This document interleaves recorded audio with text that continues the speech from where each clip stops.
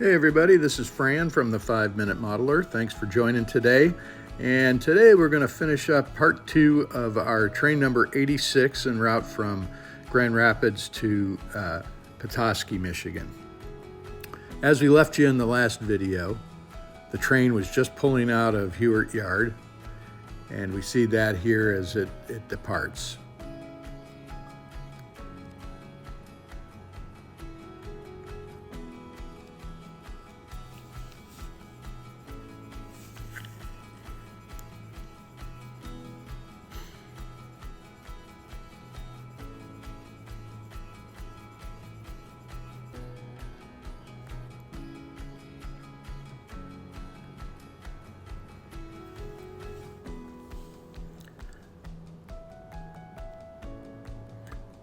We'll be running by Cedar Springs. It'll be our first town that we pass. We don't have any work to do there. In fact, in this train, we only have 2 locations that we need to be switching. We do have 2 GP38s running here. They don't have sound, as I mentioned in the last video, so you're gonna just hear some music in the background. We're passing the Cedar Springs Depot. This is used frequently for some of our up north passenger trains. The Northern Arrow is the passenger train. Right now the train is passing through the Cedar Springs scrapyard.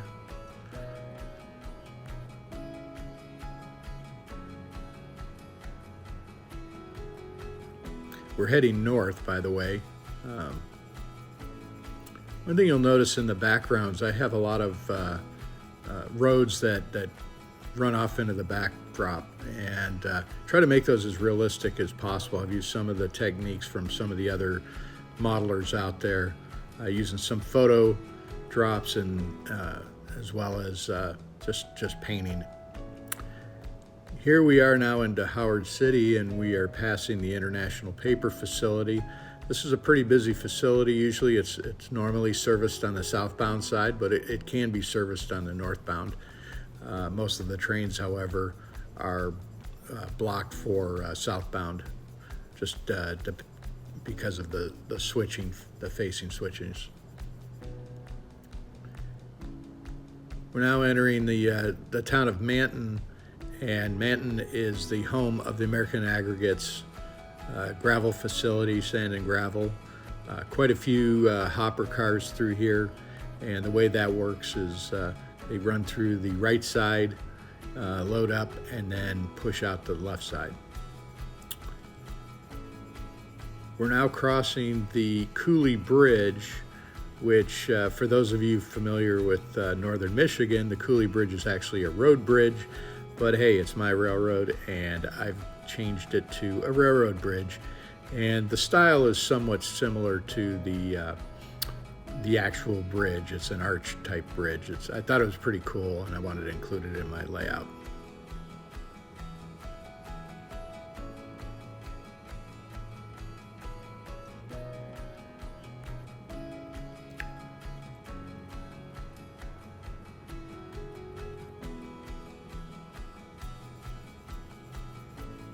We'll be approaching Big Rapids, and this is our first stop for picking up some cars. We don't have any to drop off. We're just going to be picking up today. According to the switch list, we've got 3 cars to pick up here, and the locomotives are going to drop the cars right before the road crossing so that they don't block it too much. And they're going to head down to the switch, which is just past the freight house in Big Rapids. And there happens to be a car in the freight house, so they're going to have to move that around as they do their switching. I missed a little bit of the video on picking up these cars, but basically they were picked up from the General Mills facility as well as the feed mill that's there.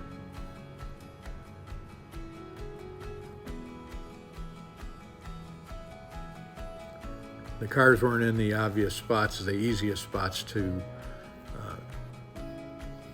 move, so a little bit of shuffling has been going on here.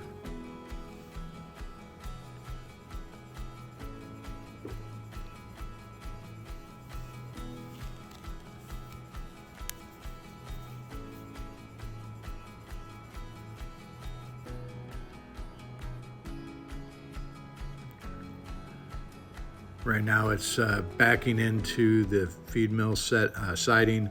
It's going to be dropping back this yellow boxcar, Frisco boxcar, to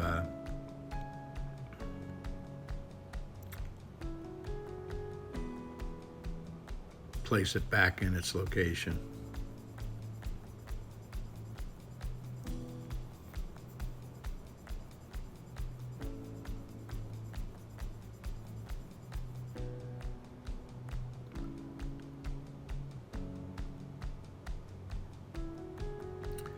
Two engines might seem a little bit for this size of a train. I think we're going to have 14 or 15 cars by the time we're done, but we do have the helix that we need to traverse, and that's about a 2%, maybe a little bit more in spots, grade going up to the Petoskey level.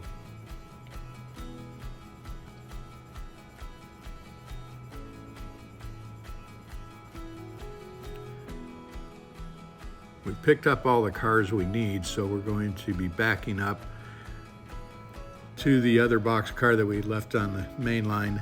We'll be coupling that together with the two other cars we pulled, then dropping the box car that was in front of the freight station back into its spot.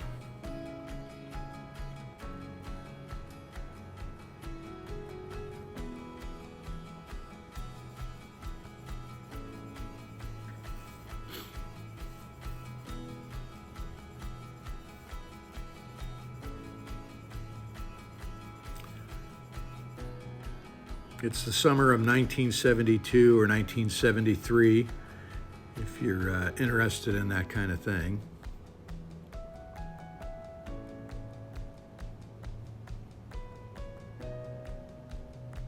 The layout is not modeled specifically after buildings and so forth in the specific towns. The towns are actual town names, but they do not reflect the actual industries or servicing that may have been done. This is a complete fantasy railroad that was a result of the Grand Trunk purchasing the old Pennsylvania line from the Pennsylvania line from Grand Rapids to Petoskey and up to Mackinac City.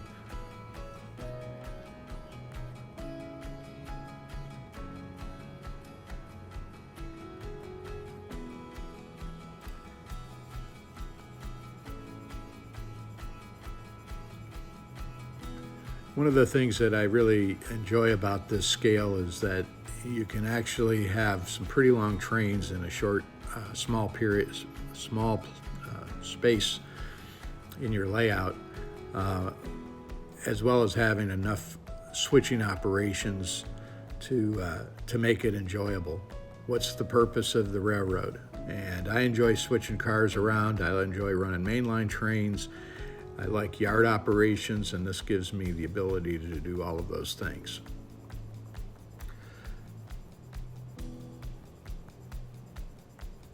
The other thing that I think is really neat is in N scale, they've really improved over the years the locomotives and the slow speed operation. DCC has helped with that tremendously. I've been in the hobby for 50 years or something, and the improvements on the equipment is just so much better. When I first got into N scale and 40 years ago, they had just come out with the Atlas RS3 locomotive, which was at the time the best smoothest running. I believe Cotto made it for them. And after that, there was just a whole series of really nice running N scale locomotives. And now it's even better. So the train has picked up all its cars. We've added 3 to the train. We'll be heading out of Big Rapids.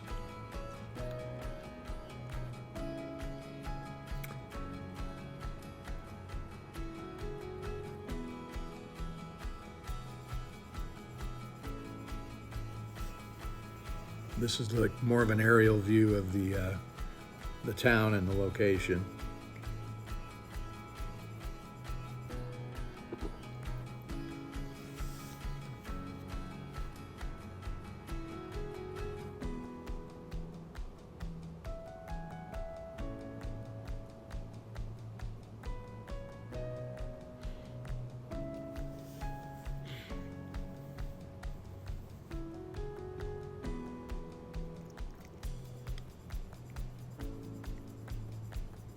The trains are running a little bit slow because of the track left by the Pennsylvania. The Grand Trunk is in the process of uploading or improving the track.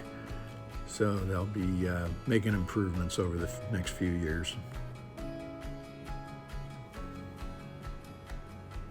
All right, we're coming into our next town, and we'll be picking up some cement hoppers over at the Inland Cement Company.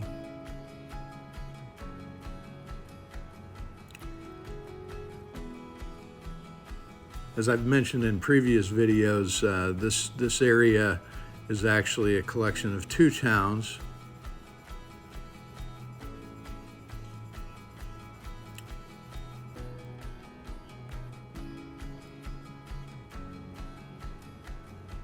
The engines have a pretty clear shot at pulling the cars out of the cement company. You can see it there in the background.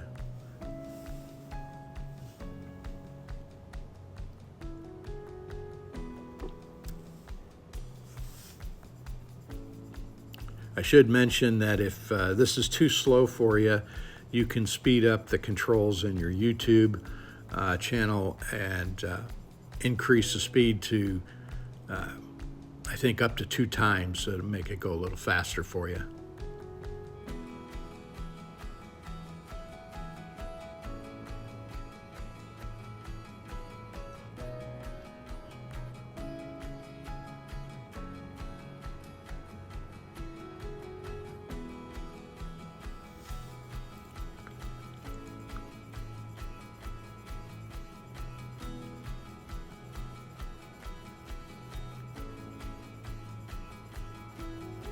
In designing the layout, I wanted to have ample switching opportunities. This part of the layout is only about a foot wide, maybe 12 inches, and it hosts 2 towns with multiple switching opportunities. Again, another nice thing about N-scale is you can fit a lot of scenery and buildings and so forth in a 12 inches of space.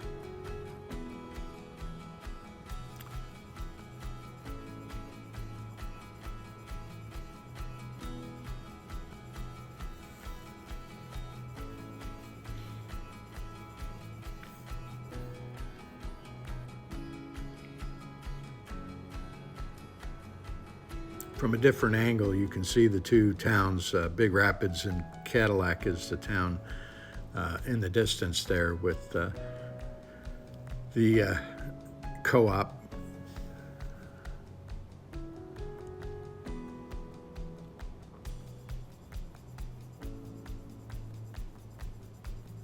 In the last video, somebody asked me, how do I clean my track? And I've done a video on this as well.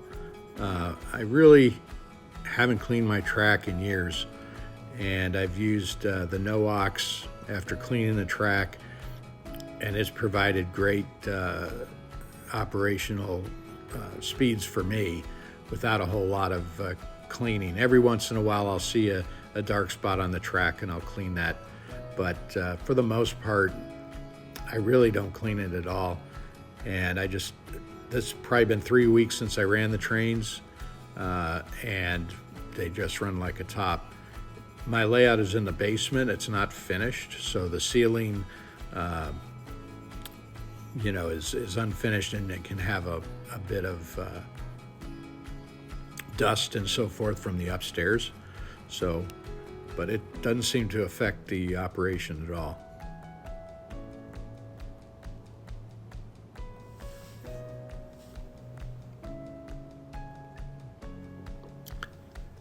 So we're leaving out of Big Rapids, heading north, and we're going to be hitting the helix here.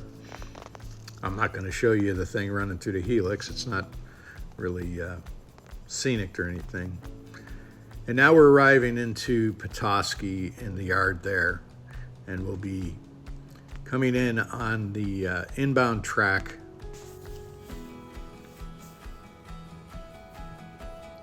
This isn't a big yard, and it's only about 9 inches wide. The the elevated area, so you can actually see the background of Grand Rapids in the distance there with the clouds. And this is just an elevated peninsula that the Helix uses to climb up to this area. And our train is easing into the yard, where it'll be broken up into the other tracks, and a new train will be set to go southbound from Petoskey. Off to the right, we have our team track with the C&O in Petoskey. So thanks for watching. This is another video in our series. Appreciate you guys watching, and take care.